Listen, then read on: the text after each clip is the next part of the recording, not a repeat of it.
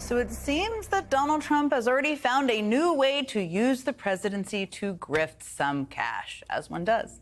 You see, incoming presidents are allowed to solicit funds for their transition into office. Normally, for incoming administrations of either party, we're really talking about a lot of small dollar donations from supporters with a cap on how much people can give. Now, crucially, the names of those donors are then made public.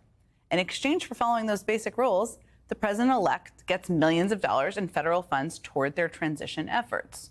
But Donald Trump is ignoring those rules and apparently rejecting those funds, which may sound strange on its surface. I mean, who rejects free money for their presidential transition? But the New York Times explained it all in more detail, writing, quote, "By dodging the agreement, Trump can raise unlimited amounts of money from unknown donors to pay for the staff, travel, and office space involved in preparing to take over the government." Here's the kicker. Those seeking to curry favor with the incoming administration now have the opportunity to donate directly to the winning candidate without their names or potential conflicts ever entering the public space. And unlike with campaign contributions, foreign nationals are allowed to donate to the transition. So yes, for the first time in history, foreign nationals can pay tribute directly to the president-elect and his team without anyone ever knowing about it. And there are a lot of potential takers. I mean, after all, we already know how cozy he is with plenty of foreign governments and how transactional he thinks those relationships are. Just take Vladimir Putin's Russia, for example. Trump's close relationship with Putin has been well documented over the past decade, dating back at least to 2013, when Trump, then a reality show host, wrote a personal letter to Putin, practically begging the Russian leader to attend his Miss Universe pageant in Moscow. Putin didn't show, but he reportedly sent Trump a gift, and he earned a glowing endorsement from the future president. Do you have a relationship with Vladimir Putin, a conversational relationship, or anything that you feel you have sway or influence over his government? I do have a relationship, and I can tell you that he's very interested in what we're doing here today. He's probably very interested in what you and I are saying today, and I'm sure he's going to be seeing it in some form. But I do have a relationship with him, and I think it's very interesting to see what's happened. I mean, look, he's done a very brilliant job in terms of what he represents and who he's representing. Of course, we all saw how Trump's flattery, like that of Putin, paid massive dividends later on.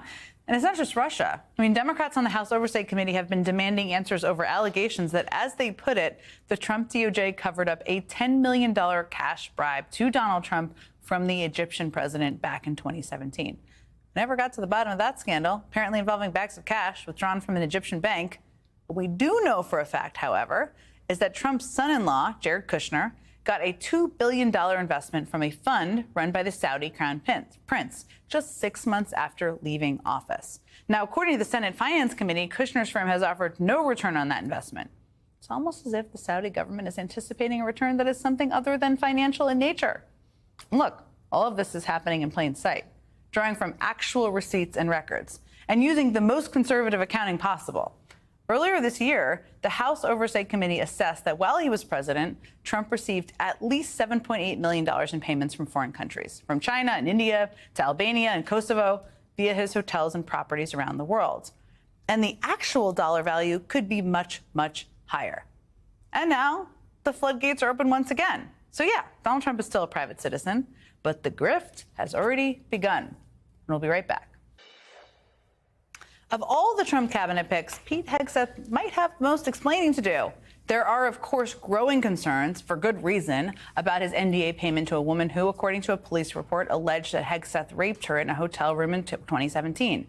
But beyond those allegations, which Hegseth denies, there are also real concerns, and there should be real questions about what kind of ideology he'd bring to overseeing the big, massive Department of Defense. I mean, Hegseth has said in his 2020 book, American Crusade, he lays out the strategy we must employ in order to defeat America's internal enemies. That's what he talks about. He said that American leftists insist on pursuing the very same policies that led to the cultural invasion in Europe. That's a direct quote. He said that, quote, "Our American crusade is not about literal swords, and our fight is not with guns yet."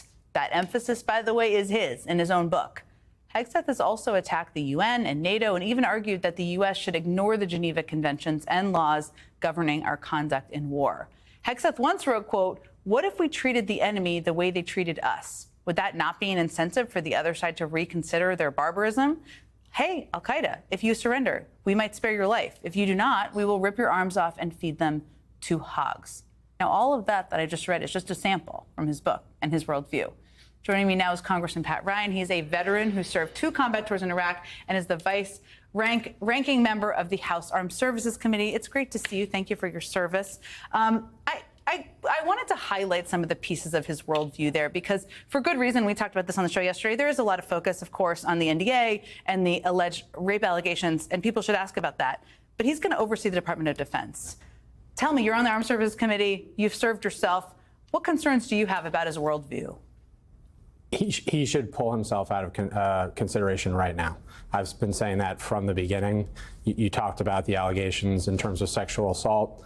You talked about some of the incredibly disturbing things he's written in public, not trying to hide them. People also need to understand one of the few actual places of experience he's had is a Koch brothers-backed nonprofit that tried to privatize and essentially blow up the VA, which takes care of myself and my fellow veterans. He is just not a serious pick at a very serious time for our country. And I'm hopeful now that we saw a little bit of backbone, a little bit on Gates from a few Republican senators. Now let's hope that is a precedent. There's so many questions to ask during committee hearing, and there has not been an FBI background check, I should note. You said, and you just referenced this, but you said if he had any integrity for the good of our troops, he'd withdraw. Yeah. And I think it's so interesting. You served, he served. You referenced in there the good of our troops. What concerns do you have specifically for the servicemen and women out there who he'd oversee? I mean, they're around the world, tens of thousands, representing our country. I mean, the Secretary of Defense holds the lives of our most precious resource, our young men and women, in their hands. I mean, quite literally almost. And someone who is so unserious and potentially harmful and dangerous clearly doesn't understand the oath we take to support and defend the Constitution, not a person or an individual or anything else. And particularly his total blatant insult to women.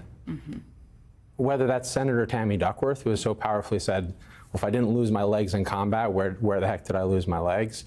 Many that I served with, including women who gave their lives because they love this country. We deserve, our troops deserve, so much better than that. You've been incredibly thoughtful, as people can see from what you've just said, about how to connect and speak with your constituents, which I think is something the Democratic Party is a little lost the way on. I think it's safe to say, not everybody, but I think that's one of the fair outtakes from the election. What do you, when you talk to your constituents about, say, and I don't know if you do, or they ask you about it, the concerns you have about a nominee like Pete Hegseth, what do you tell them? First, I start with listening. I mean, I really think we got to get back in the listening business. And when you look at folks who did well and outperformed some of the national trends, there are many common patterns, one of which is centering this idea of service and servant leadership, and which starts with listening. So especially if I'm talking to vets, I want to hear from them first. But we have to push back strategically from a place of, I would argue, especially on this, patriotism, reminding them it's not about an individual or even ideology, although you rightly point out as ideology. This is about a serious Secretary of Defense for troops in a seriously dangerous world, and that's just not him. And there are plenty of other candidates who could come forward who I might not agree with ideologically or politically, but would at least be up to the qualifications and the expertise to lead the department. We only have about a minute.